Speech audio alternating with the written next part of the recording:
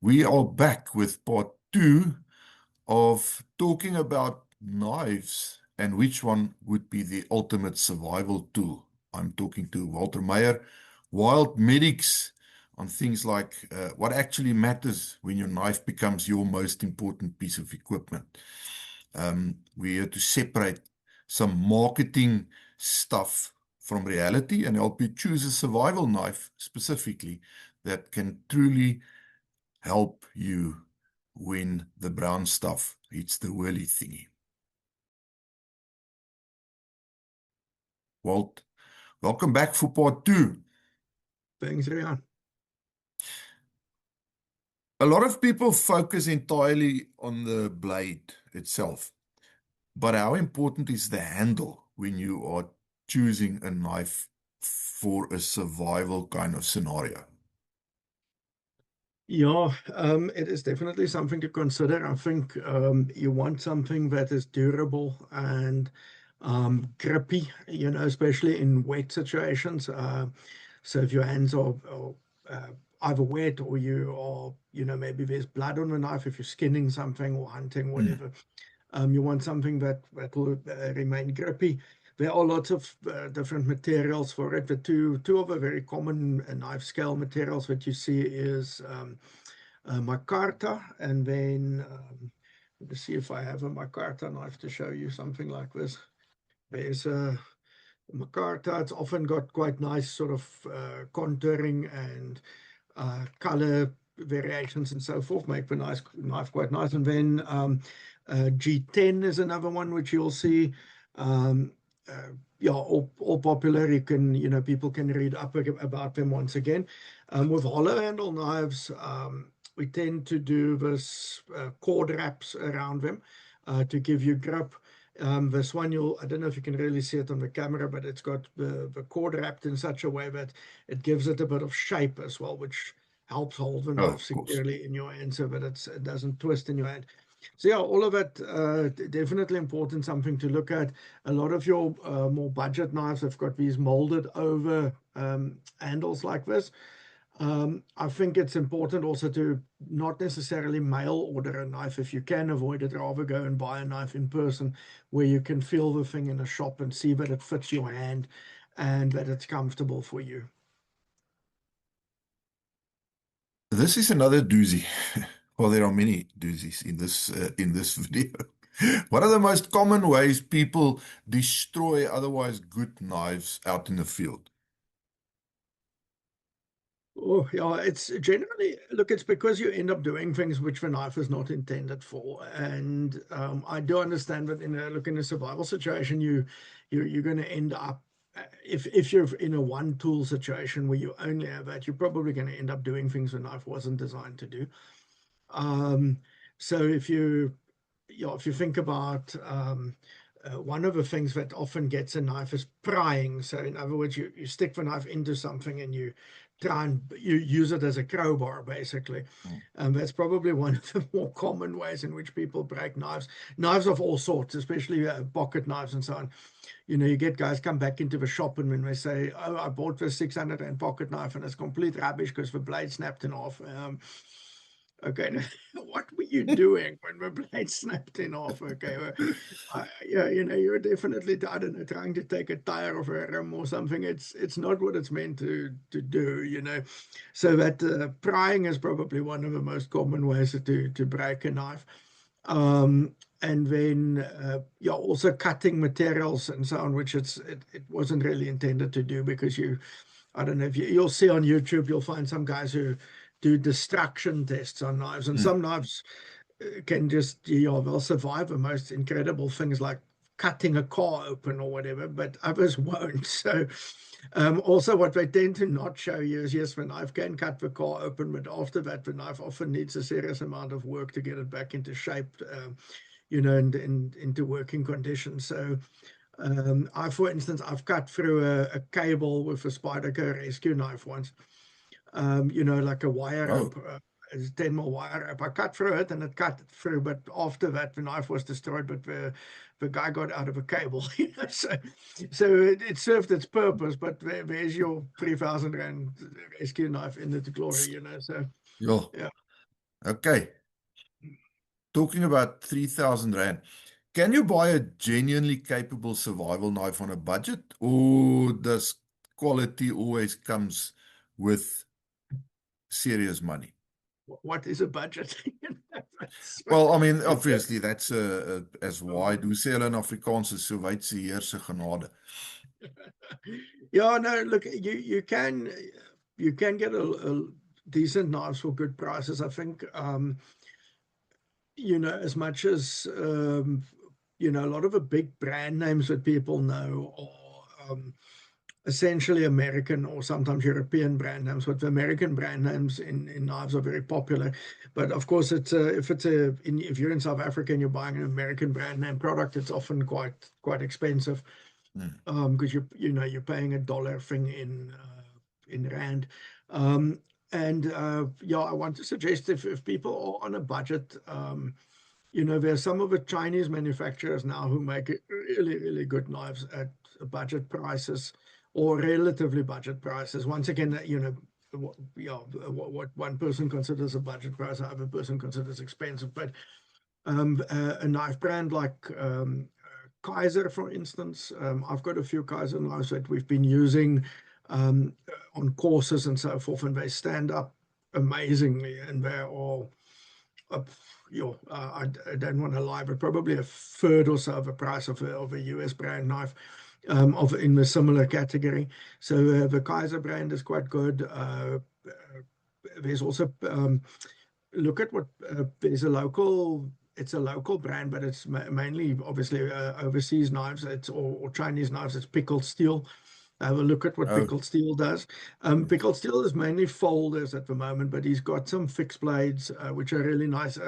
He doesn't have from what I know at the moment, specifically a survival knife, but he's got good hunting and camp knives and things like that. And very good folders to look at, very good prices. And in terms of value for money, almost unbeatable locally.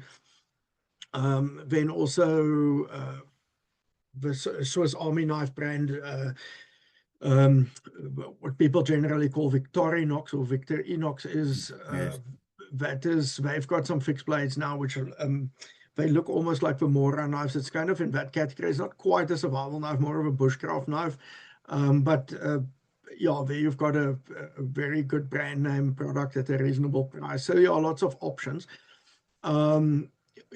Look, it's got some new big knives and things is Okapi as well. So, and you can still get the little one, which made a lot of ambulance work for us in the days, but they now have more sort of survival and bushcraft style knives as well. So have a look there.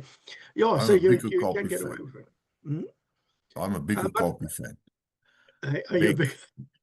Yeah, So look, I think Okapi, the brand now belongs to Lesher Tools, the guys who make shovels and things like that. So there's a lot of new stuff coming out there. Then I do want to say to people, if you look, it's more in the higher end, but in financially, but speak to the local makers. I'll show you something here. This actually arrived with me yesterday. This is made by a local knife maker, and the sheath is also made by a local knife maker now. Let's just show you. Here's the knife. This is a survival knife, micarta handle. This one's made out of MagnaCut, which is one of the current big Hua super steels. I chose that specifically because I want to see how it performs. I don't have another MagnaCut blade. Now this knife, equivalent thing to this, if you bought it in the US, would cost anything between double and 3 times what I paid for this.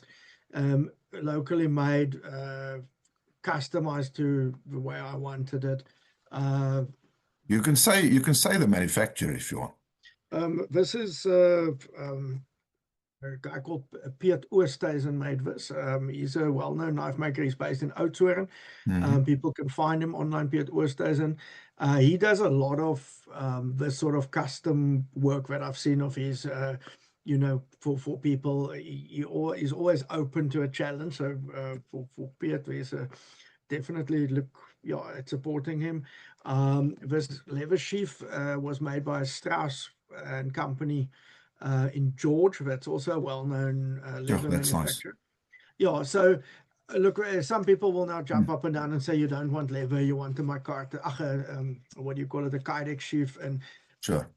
whatever. There are pros and cons to all these things. I think the main negative about leather is if it gets wet and so forth, you have to dry it before you store your knife. It can get, that's really the main issue with it. And of course, you can cut it when you take the knife out, but I mean, you need to be fairly silly to do that. But anyway, you can.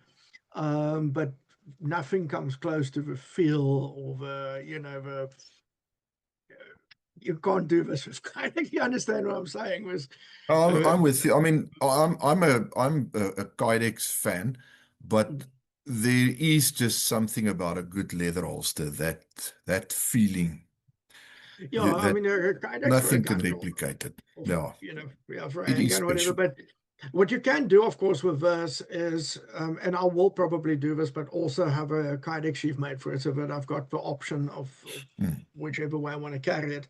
But yeah, like I said, in terms of the actual look and feel and the kind of emotional satisfaction, the leather does look good. Yes.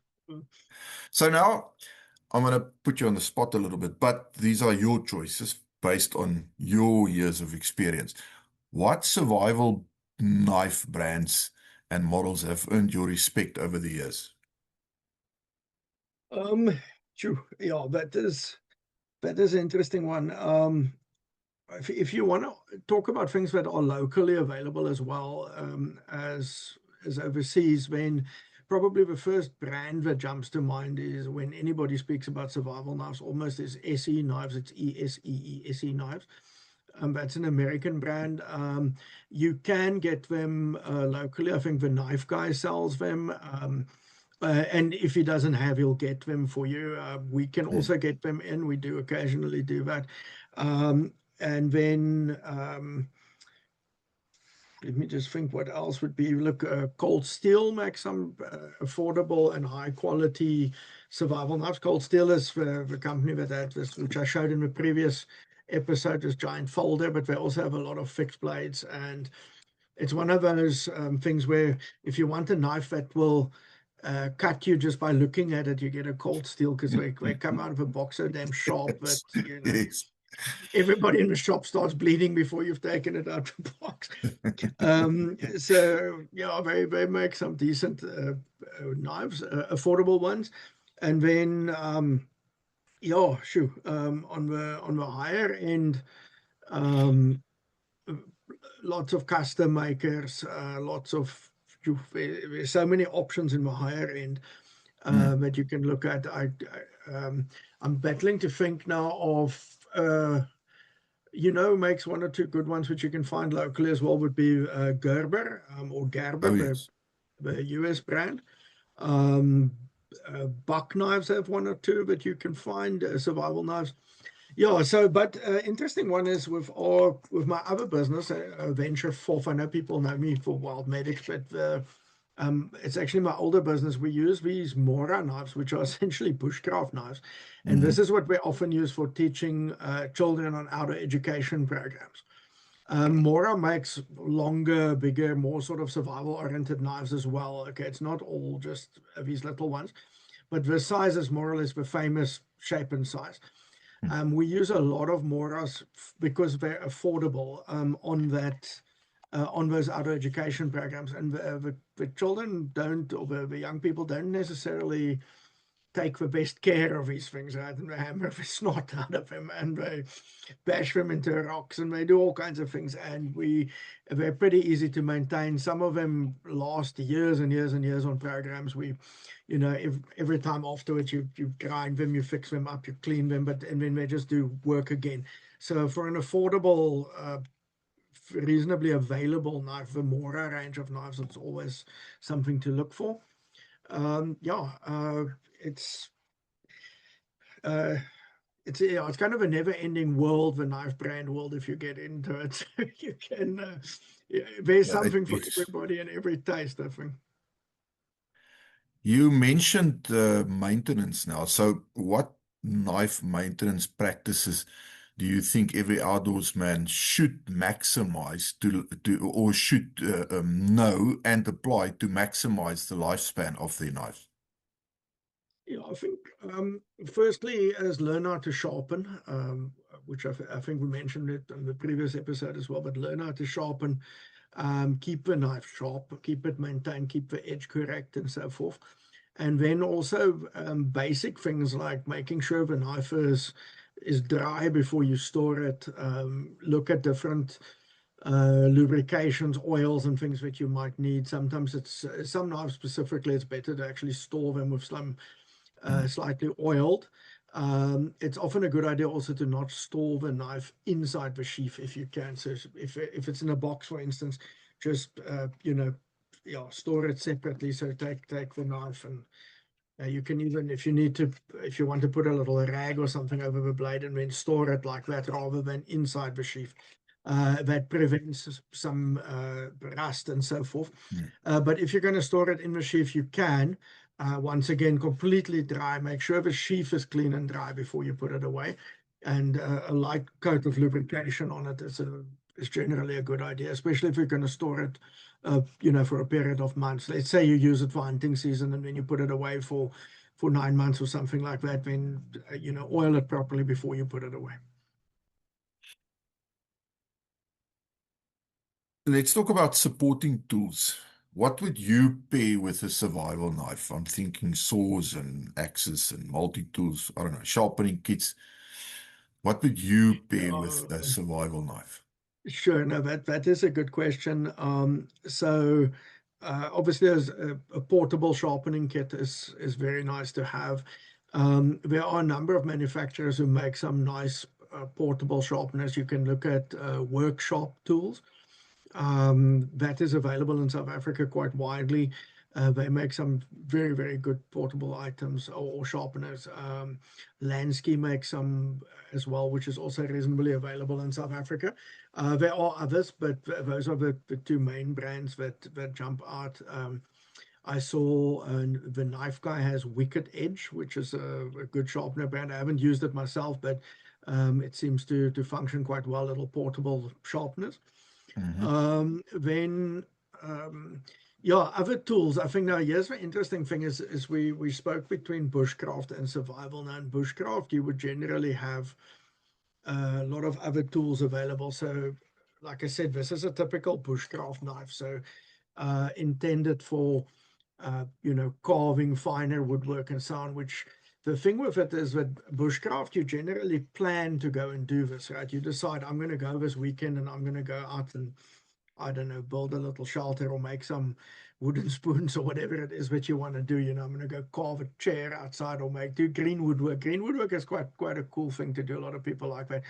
But you can plan on doing this, and you can take the stuff that you need. So you take a bow saw, you take one of those folding, like the silky saws and so forth. Because if you need to chop stuff, take an axe or take a machete with you, rather than to you don't want to end up in a situation where I'm using this knife to chop anything other than onions, maybe. But it's it's not meant for that.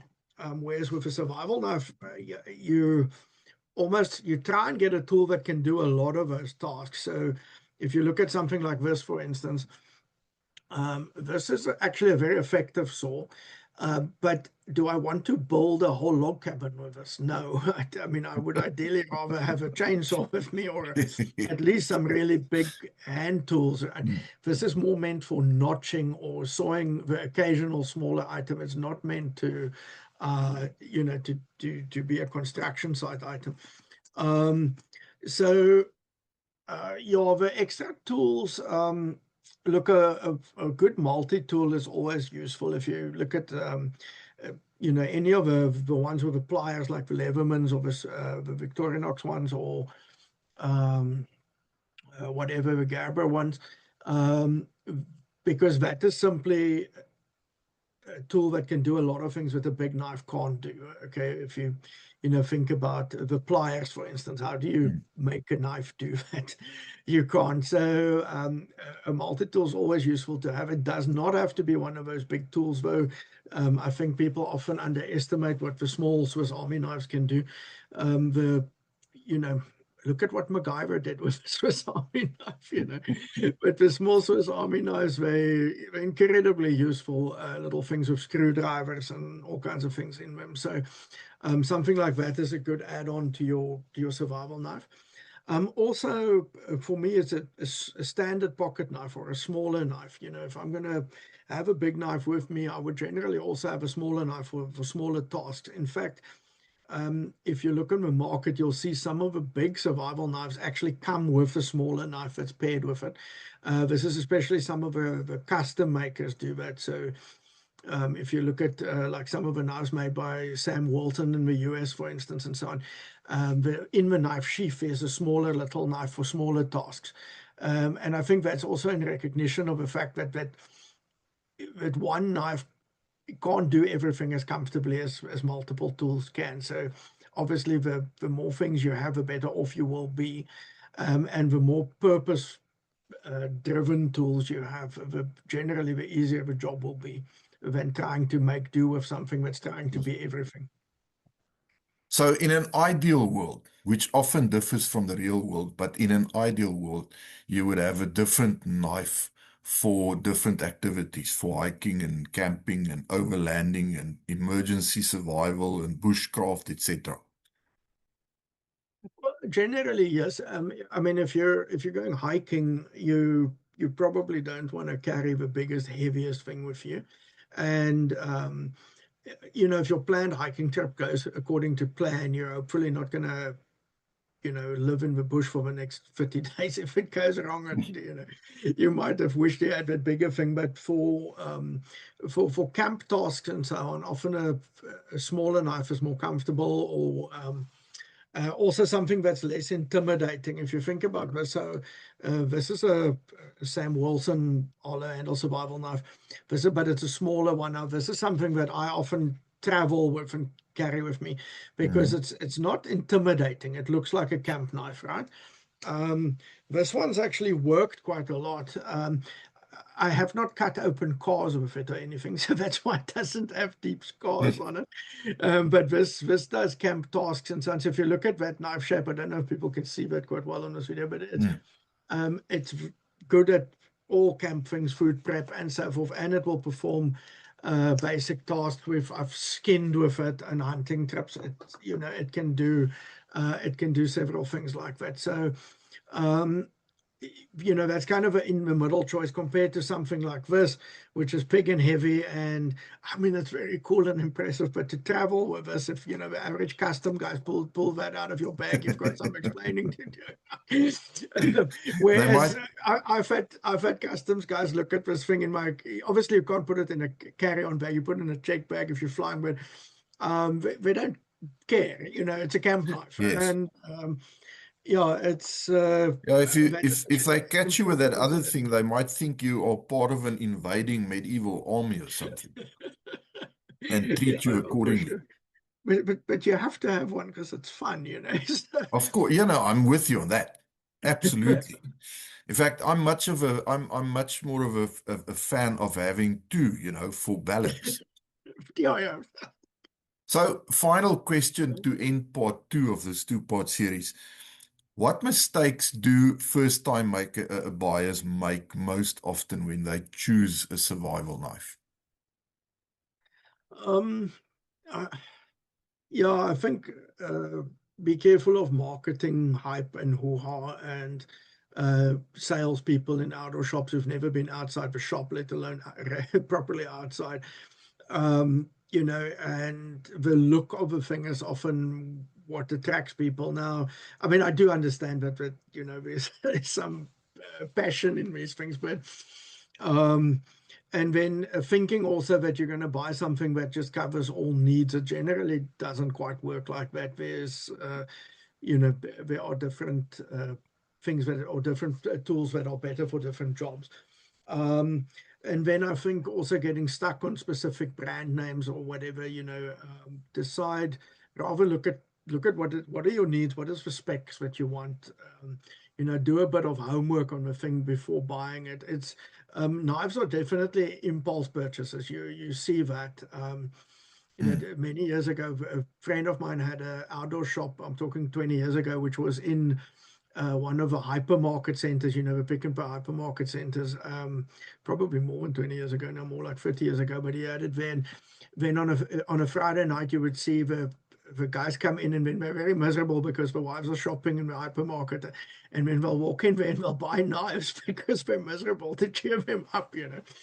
And it is, and you'll see guys will buy expensive stuff on impulse like that without thinking about it. And yeah, so I would say for a first time buyer, Robert, just take a moment, think about what the needs are, and then you know, buy carefully. And then of course, yeah, you know, once you're in the knife thing, you'll probably buy a lot more eventually. So anyway, watch the budget. Don't get divorced because of it. It's not worthwhile.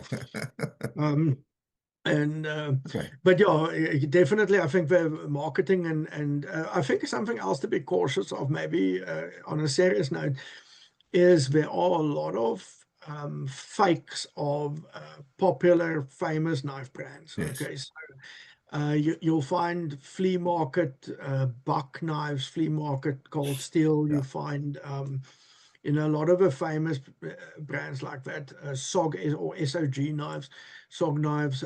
You find copies of them. I would be cautious of buying stuff on a flea market. I mean, if you want that, fine, but understand it's a flea market knife and it's not the same thing. It's not Beryl McCoy. It's not going to do the same work. It's not the same materials. It hasn't had the same quality checks and so on.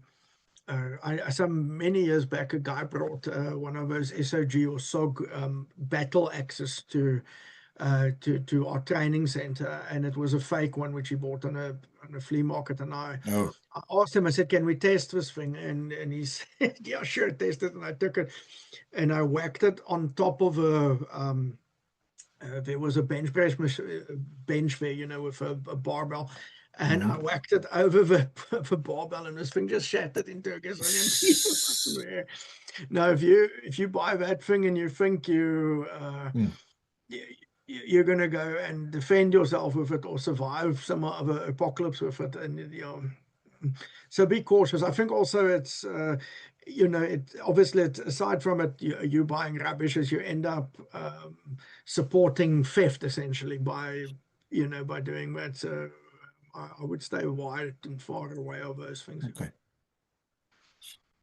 I think a survival knife is only as useful as the skills behind it. So the right knife matters. But understanding how to choose it, to maintain it, and how to use it effectively probably matters even more. If you like the video, please click the like button. Please subscribe to the channel, smash that bell icon. And as always, if you're interested in any of the training, there is a link in the description below. Check it out. We look forward to seeing you on a range one of these days. Well, thank you so much for spending some time this morning with us. Thanks, Rian. Thanks for having me. Interesting, unusual topic. I appreciate that.